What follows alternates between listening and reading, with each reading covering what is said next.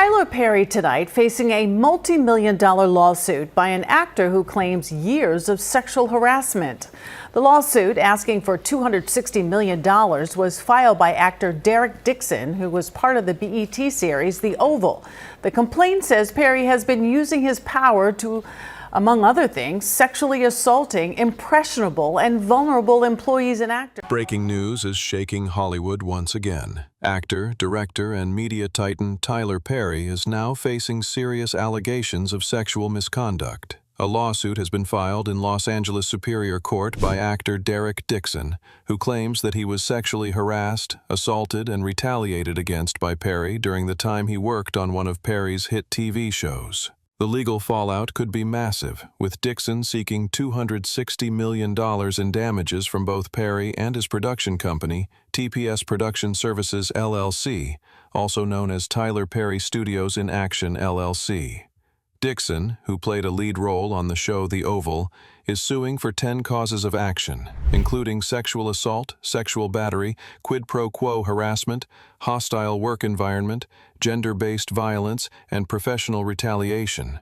The lawsuit details a disturbing pattern of behavior by Perry, portraying a relationship where power and influence were allegedly used as tools to manipulate, exploit, and ultimately punish Dixon for resisting advances.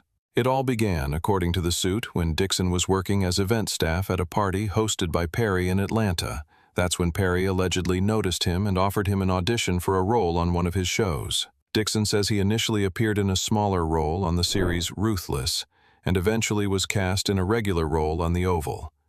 But behind the scenes, things were reportedly far from professional. The complaint alleges that Perry used his position to create a coercive and sexually charged environment, luring Dixon with promises of creative opportunity and professional advancement. When Dixon did not reciprocate Perry's alleged advances, the situation turned increasingly aggressive and retaliatory. Dixon claims that Perry would frequently flirt with him through text messages, and that these messages became more explicit over time. He recounts an incident where he was invited to Perry's home in Georgia. After a night of drinking, Perry allegedly told Dixon he was too drunk to drive and offered him a guest bedroom. But while Dixon was asleep, Perry is accused of entering the room, climbing into bed, and attempting to initiate sex. Dixon says he was shocked and tried to create distance, but found himself entangled in a web of manipulation. He claims Perry made it clear that his role on the show depended on keeping Perry happy.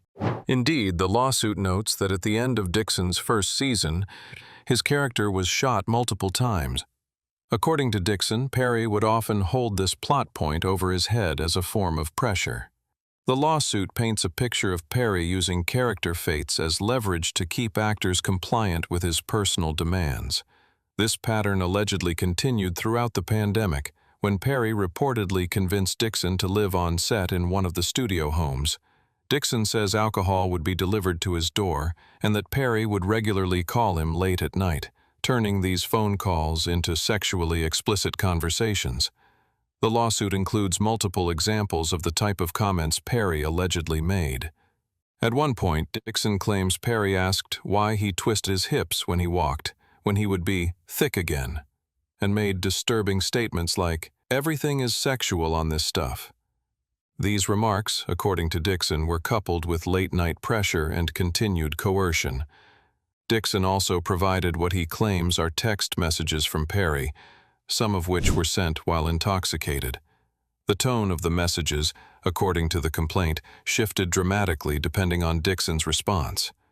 If he ignored Perry, the messages reportedly became more aggressive and persistent. One of the most serious allegations is a reported sexual assault in 2021. Dixon says Perry forcibly pulled off his clothing, groped him, and held onto his wrists when he tried to resist. Dixon says he was only able to de-escalate the situation by abruptly changing the subject.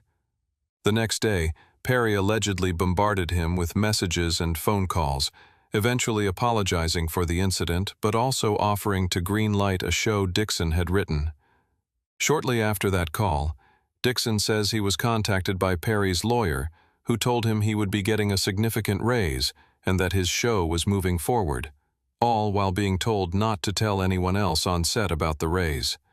The lawsuit claims that in April 2022, before filming resumed for the next season, Perry called Dixon again to discuss the 2021 assault. During the call, Perry allegedly told Dixon he was overreacting and suggested that Dixon's previous experiences with sexual trauma were influencing how he interpreted the situation. According to the lawsuit, Perry implied that Dixon didn't say no strongly enough and suggested that he misunderstood the signals. Dixon says this was the moment he realized he was being strung along with false promises, manipulated into staying close so Perry could continue to exert control. Eventually, Dixon reported the alleged conduct to the Equal Employment Opportunity Commission in 2024. However, according to the lawsuit, Perry and his company took no steps to investigate the claims or prevent further harassment. Dixon says he had no choice but to leave the show, walking away from an estimated $400,000 despite still being under contract. When he attempted to leave, Dixon claims the studio told him he would be breaching his contract if he told anyone the real reason for his departure. He was advised to say he was taking unpaid medical leave due to emotional distress. His employment was then terminated, compounding the financial and emotional toll. Perry has denied all allegations. His attorney, Matthew Boyd, issued a strong statement calling the lawsuit a scam.